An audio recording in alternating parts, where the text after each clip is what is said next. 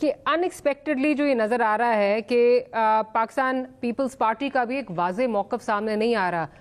خورشید شاہ صاحب نے کہا, جب شروع میں ان سے پوچھا گیا انہوں نے لا علمی کا اظہار کیا. شرجیل میمن صاحب نے کہا کہ یہ پی ٹی آئی نے خود اپنے اوپر جو ہے یہ ایک موقع دیا ہے ساری چیز کا. نیر بخاری صاحب کہہ رہے ہیں جی کیبنٹ جو فیصلہ کرے گی ہمیں منظور ہوگا. پھر سی ای سی کی بات کی جا رہی ہے. اس وقت پاکستان پیپلز پارٹی کا موقف ہے کیا؟ دیکھیے, پہلے تو پیپلز پارٹی کا موقف تو آئے گا جب آج ہماری میٹنگ ہوئی ان کے سامنے, اور یہ ہمیشہ سے مسلم لیگ نون کے دوست تھوڑی غلط فہمی پیدا کرتے ہیں.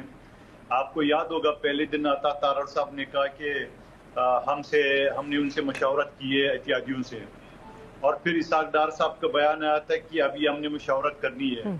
اور آج کی مشاورت سے تو یہ بات 100% کنفرم ہو گئی کہ ابھی ہم مشاورت کر رہے ہیں, ابھی فیصلہ نہیں کیا ہے. لیکن میں تھوڑا سا اپنی ذاتی جواب دینے سے پہلے یہ شعیب شاہین صاحب کی بات کا جواب دینا چاہ رہا ہوں. شعیب شاہین صاحب بتا رہے ہیں کہ سپریم کورٹ نے فیصلہ کیا ہے, سپریم کورٹ نے پی ٹی آئی کو کی ہے, کس منہ سے پابندی لگائیں گے وغیرہ وغیرہ. تو شعیب شاہین صاحب وکیل ہے, ان کو یہ نہیں پتا کہ عدم اعتماد کی تحریک کا جب سپریم کورٹ نے فیصلہ سنا ہے اس میں آپ کو باقاعدہ آئین شکن ڈکلیئر کیا ہے. تو وہ جا کے فیصلہ پڑھ رہے ہیں, وکیل ہے, پڑھا ہوگا 100% اس میں.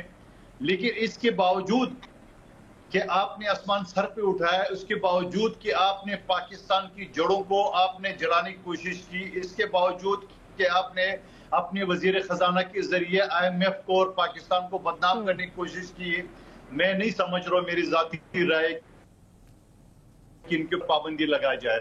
کیونکہ سیاسی پارٹی, اللہ ان کو عقل دے, اللہ ان کو جمہوریت کے پٹلی پہ لیا ہے. آج بھی وہ جمہوریوں پارٹی سے بات کرنے کے بجائے آرمی چیف اور ڈی جی آئی سے بات کرنے کے لیے بےتاب ہے. تو ہم تو کوشش کرتے ہیں اللہ کرے یہ جمہوری راستے پہ آ جائے, لیکن میں ذاتی میرے خیال ہے کہ پابندی کے میں خلاف ہوں. پابندی نہیں لگنا چاہیے. سیاسی پارٹیوں کے اوپر ماضی میں جو پابندی لگائے, خود پی ٹی آئی نے ٹی ایل پی کے اوپر جو پابندی لگائے, لیکن اس کے ساتھ ساتھ میں ایک اور قانونی بات آپ کو بتا دوں. جہاں پنجاب پولیس نے یا پنجاب کی پروسیکیوشن نے 9 مئی کے واقعات کا کے جو مقدمات ان کا بیڑا غرق کر کے یا پیسے لے کے بک گئے پنجاب کی پولیس یا پروسیکیوشن, میں سب کی بات نہیں کروں, اچھے لوگ ضرور موجود ہوتے ہیں ہر جگہ پہ.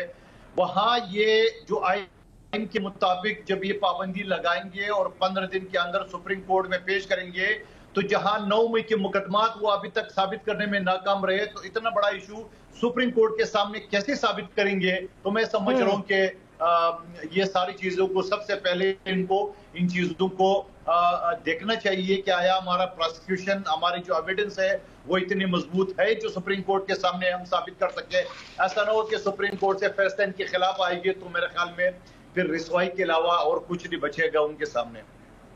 ٹھیک, چلے لیٹس ہوپ کہ ذرا جلدی موقف جو ہے اور ایک واضح موقف جو ہے وہ پاکستان پیپلز پارٹی کی طرف سے آ جائے.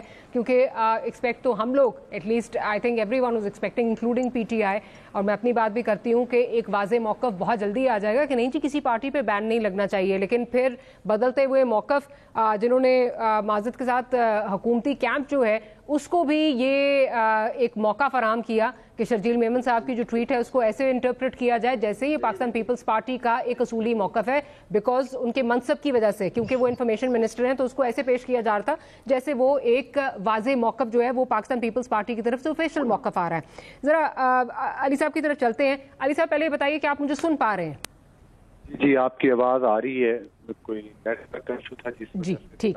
اچھا علی صاحب یہ بتائیے کہ منڈے کو ایک بڑی جو ہے وہ دھوئیں دار قسم کی پریس کانفرنس کیا تھا تارڑ صاحب نے, اس کے بعد حکومتی کیمپ کا جو ہے وہ بدلتا ہوا موقف ہمارے سامنے جو ہے وہ آ رہا ہے. آپ دیکھیں رانا ثناء اللہ صاحب کوئی اور بات کر رہے ہیں, اسحاق ڈار صاحب کوئی اور بات کر رہے ہیں, اتحادی جو ہیں وہ لا علم تھے, اور پھر فائنلی پہلے کہا گیا اتحادیوں کو جو ہے وہ ہم نے کانفیڈنس میں لے لیا ہے. Again at the expense of reputation, Sharjeel Memon صاحب کی جو ٹویٹ ہے اس کو ایسے پیش کیا گیا جیسے اتحادی جو ہے وہ کانفیڈنس ہمیں لے لیا ہے ہم نے ان کو, اور یہ ایک ان کی طرف سے ایک آفیشیل موقف آ رہا ہے.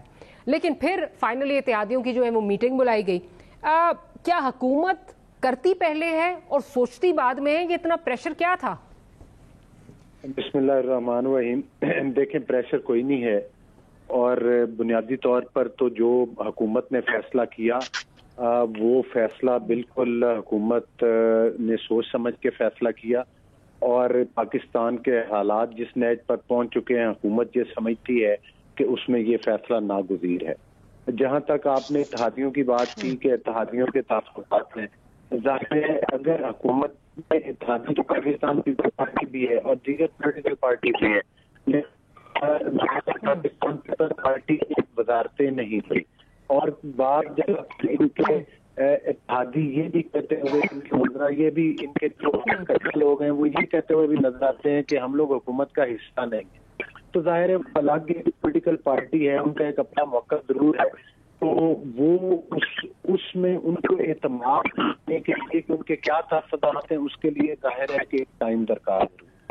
تو ہم کوشش کر رہے ہیں کہ پاکستان پیپلز پارٹی بھی جو ہے، لیکن علی صاحب پھر مجھے ذرا یہ بتائیے کہ عطا تارڑ صاحب نے یہ کیوں آ کے پیش کیا کہ شرجیل میمن صاحب کی جو ٹویٹ اب سمجھ آ رہی ہے کہ انفرادی کیپیسٹی میں تھی، اس کو انہوں نے ایسے پیش کیا جیسے کہ وہ اتحادیوں کو کانفیڈنس میں لے چکے ہیں۔ اسحاق ڈار صاحب کو پھر یہ بعد میں یہ کہنا کیوں پڑا کہ نہیں جی اتحادیوں کو ہم کانفیڈنس میں لیں گے؟ رانا ثناء اللہ کو یہ کیوں کہنا پڑا کیبنٹ میں اس کو لے کر جائیں گے؟ مطلب یہ تو لگ رہا ہے کہ اتنی اجلت میں کام ہوا تھا کہ کیبنٹ میں بھی نہیں پتا تھا کیا رد عمل آئے گا، ابھی آپ نے کیبنٹ میں بھی اس کو پیش کرنا ہے، ابھی آپ نے اتحادیوں کے سامنے بھی پیش کرنا ہے، تو یہ تو انتہائی اجلت میں جو ہے وہ کام لگ رہا تھا۔ اور پھر جو توجیہات آپ دے رہے ہیں کہ ان کو یہ بڑا ایک واضح موقف ہے، مجھے یہ بتائیے واضح موقف تب کہاں تھا جب اے پی سی کو بلانے کی باتیں ہو رہی تھیں، یا ان کو جو ہے وہ وزیر اعظم کی طرف سے جو ہے وہ پیشکش ہو رہی تھی، مذاکرات کی پیشکش ہو رہی تھی؟ کیا تب 9 مئی نہیں ہو چکا تھا؟ کیا تب جو ہے وہ ترین صاحب کی کال نہیں آ چکی تھی؟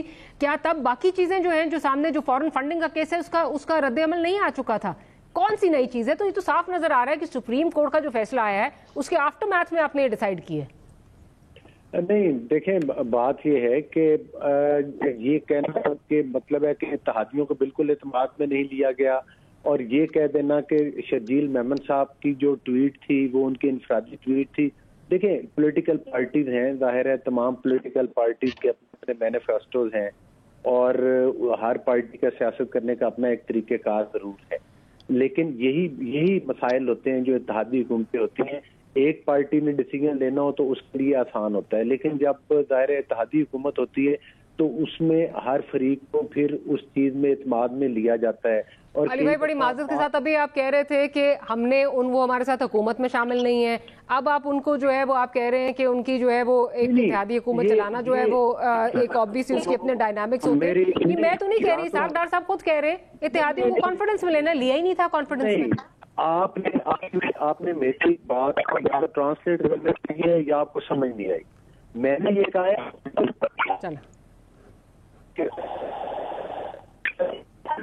میں شامل ہے، یہ میں نے کہا ہے کہ ان کے کچھ لوگ کہتے ہیں، لیکن ظاہر ہے کہ جب آپ کو ووٹ لے کر آپ کا پریزیڈنٹ منتخب ہوا ہے نون لیگ کے، جب آپ چیئرمین سینٹ کی جب آپ ہوا ہے